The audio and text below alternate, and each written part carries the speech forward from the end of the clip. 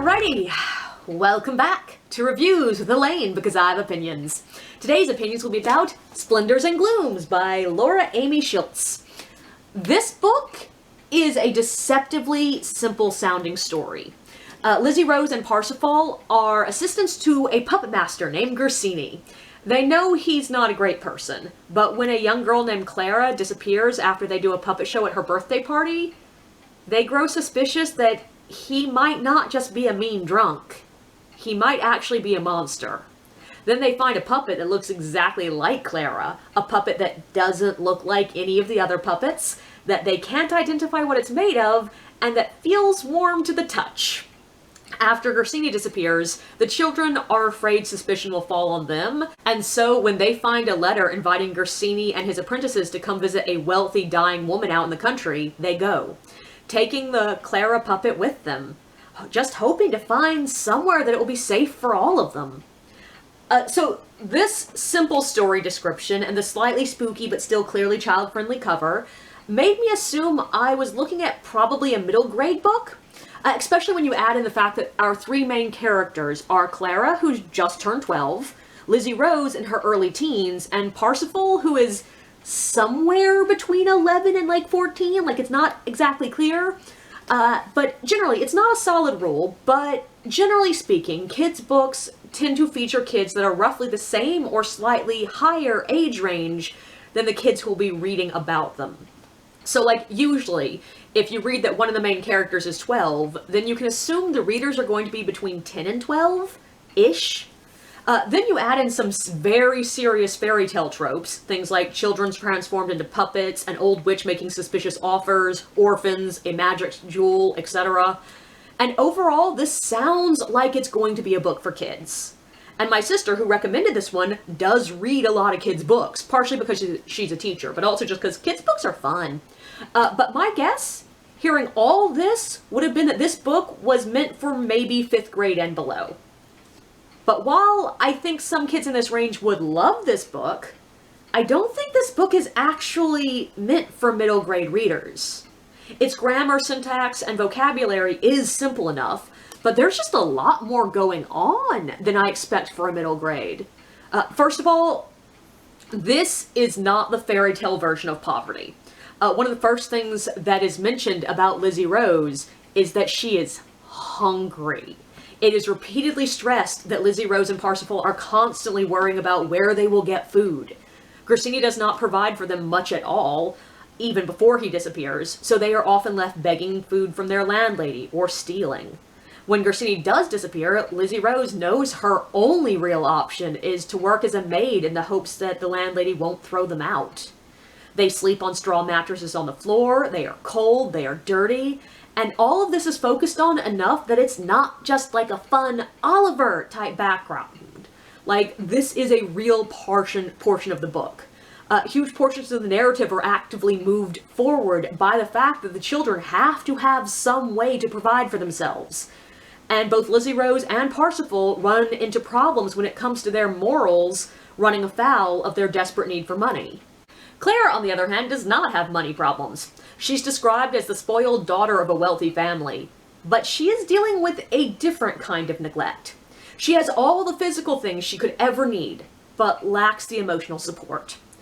She is the only surviving child of 5. All of her siblings died of cholera, and her family has been in deep mourning for 7 years. Her parents barely interact with her except to remind her that she needs to mourn for her siblings. She has not been allowed to laugh or play or basically do anything that normal children do. And it's surprisingly subtly done. Like, it's never directly said that, like, oh, she can't laugh, but when she laughs at the puppet show, she gets in trouble for it. And her mother says some horrible things to her. And the book never directly says that Clara is being neglected. We just see it in the pain that she feels, the feeling that she has that she is never good enough, and the feeling that she has that it would have been better if her twin brother had survived and she had died.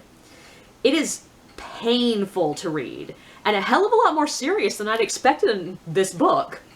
There's also the reality of violence in this book. Like, yeah, there's often violent stuff in kids' books. Like, that is not unusual, especially anything that is fairy tale or fairy tale adjacent. People are forced to dance in red-hot iron shoes, or have their eyes pecked out by birds, or thrown in hot ovens. But that is usually the level of detail you get. The violence is passed over without any real attention to the effects, pain, or fear involved. It allows you to feel detached from it, for it to all just be words, and quite often poetic words. This book does not do that.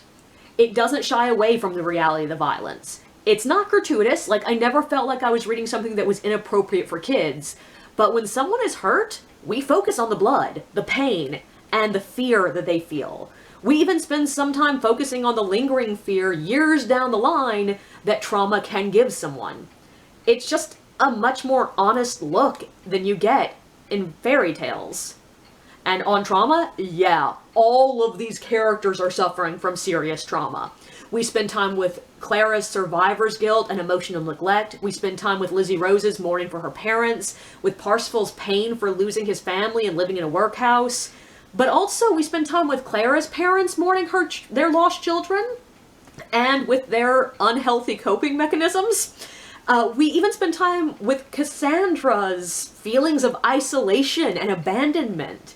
We have chapters from all of these characters' POVs, and the thing is, anything written from a character's POV is going to inherently make us feel more empathy and connection to that character. Basically, it's going to ask us to side with that character.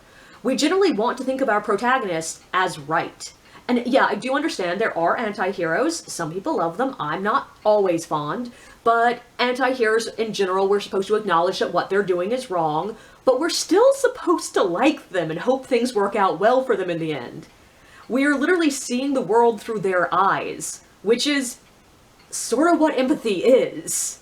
But this book is doing something a little bit more complicated than just an anti-hero, because all of these characters are immensely complicated. All of them have good sides and bad sides. All of them act counter to their own morals and senses of right and wrong. And there's a wide range of whether we actually side with them or not, if we think they were in the right or not, if we understand why they did that, or if we're like, okay, that was a bit much. But even the ones that we know we are not siding with, that we recognize are bad, we're still asked to consider forgiving them. And also, it just asks us to consider forgiving them. Because we have three main characters here who fit three different places on the spectrum of good to evil. And because of that, we get three different opinions on all sorts of things.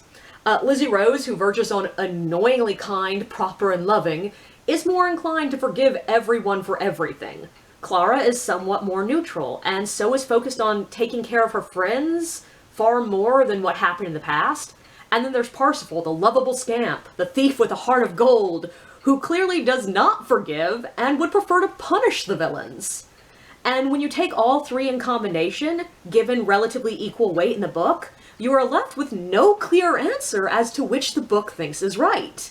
It lets you make your own moral decisions on what is and is not forgivable, while still showing that it is undeniably right to show basic mercy. Though I do briefly want to step aside and take a moment to talk about Grassini. Minor spoilers ahead, but he stands out as the only truly uncomplicatedly evil character in the book, which is a bit problematic, considering he is a foreigner. He is presumably Italian, living in Victorian London, and the book even draws attention to his outsider status multiple times. It has characters talk down to him, talking about him being a dirty foreigner, and assuming him to be evil just because he is not English. And then it turns out he is the villain. He is abusive, cruel, and dangerous, which, yeah, it's nice to have that character in this book as the unambiguous evil. But the fact that he is the foreigner in the book, that's not great. And, like, there are at least a few mentions of like, one other non-English character who is truly good, but that just does not balance out in the end.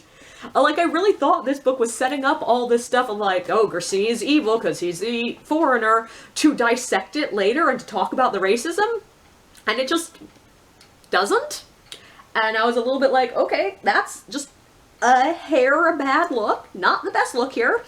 But other than Grassini, every character is given surprising depth. There is a lot of serious attention on real darkness, violence, and trauma, and how people react to that.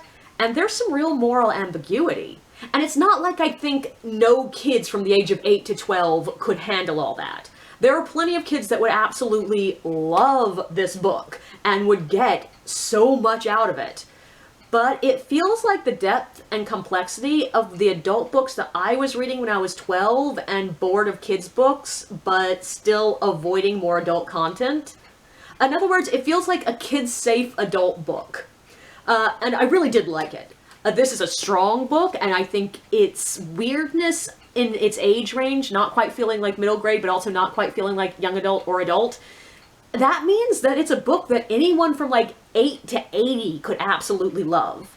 It's got some really interesting twists, explores some fairy tale tropes and story beats in a more grounded and serious way. The characters are likable, the prose is easy, and the world is well painted. It doesn't take a lot of time exploring the magic system, but it doesn't really need to, because we understand the stakes, and the majority of the story is told from the point of view of the kids who have no reason to understand how the magic works. It's about as historically accurate as you would expect. It's clearly meant to be Victorian England, though I don't remember if there's ever actually any statement or any fact that sets in a specific time period, but it's clear enough that I know that we're aiming at Victorian England. Now, that being said, it did annoy me that this story features a well-bred young lady who wants to learn ballet without ever acknowledging that ballet was considered just above burlesque at the time. Like, this was not something a proper young lady would want to do. But that's just me being nitpicky. My general opinion of this book is it's a really good book for kids and adults. And it's got a pretty cover.